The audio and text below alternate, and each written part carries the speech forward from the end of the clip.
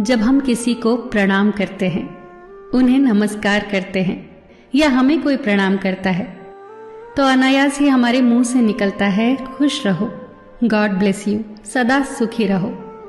ये जो प्रणाम के उत्तर में हमारे मुंह से निकलते हैं ना, ये कोई साधारण शब्द नहीं है। ये दुनिया के सबसे कीमती शब्द हैं। आजकल हम इन बातों को महत्व देना बंद करते जा रहे हैं, पर यकीन मानिए, जो प्रणाम के जवाब के रूप में आशीर्वाद हमें मिलता है या हम किसी को देते हैं, वो 100% चमत्कारिक शब्द होते हैं, बेशकीमती शब्द होते हैं।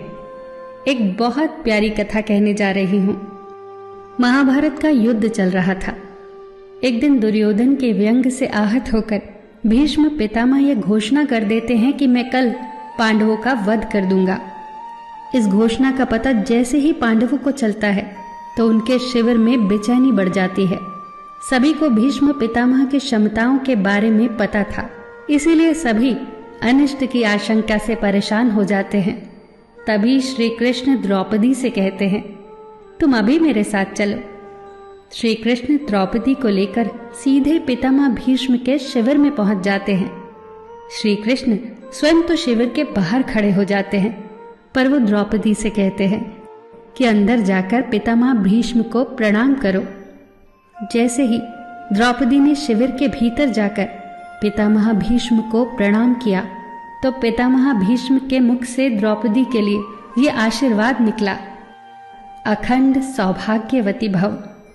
जैसे ही ये आशीर्वाद उनके मुख से निकला, उसी क्षण उन्हें स्मरण हो आया कि आज ही तो उन्होंने पांडवों के वध की घोषणा की थी और स्वयं ही उन्होंने द्रौपदी को अखंड सौभाग्यवती रहने का आशीर्वाद दे दिया।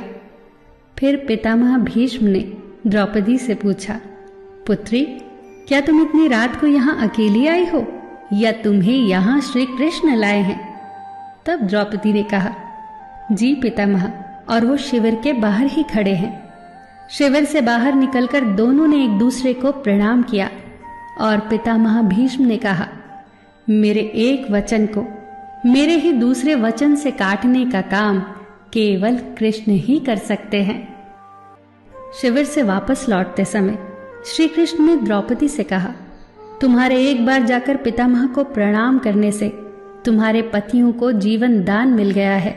अगर तुम प्रतिदिन भीष्म, धृतराष्ट्र, द्रोणाचार्य आदि को प्रणाम करती होती और दुर्योधन, दुशासन आदि की पत्नियां भी पांडवों को प्रणाम करती होती, तो शायद इस युद्ध की नौबत ही न आती।